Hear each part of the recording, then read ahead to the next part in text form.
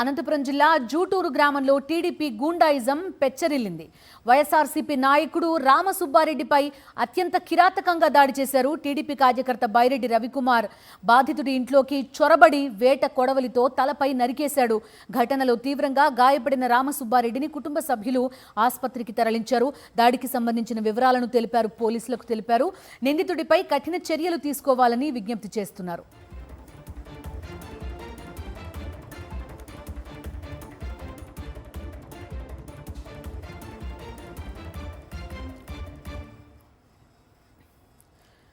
అనంతపురం జిల్లా జూటూరు గ్రామంలో టీడీపీ దౌర్జన్యానికి గురైన వ్యక్తి ప్రస్తుతం హాస్పిటల్లో అడ్మిట్ అయి చికిత్స పొందుతున్నారు.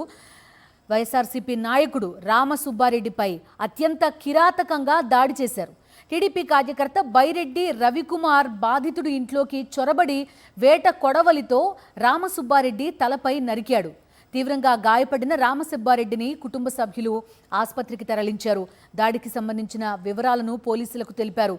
నిందితుడిపై కఠిన చర్యలు తీసుకోవాలని విజ్ఞప్తి చేస్తున్నారు రామసుబ్బారెడ్డి కుటుంబ సభ్యులు.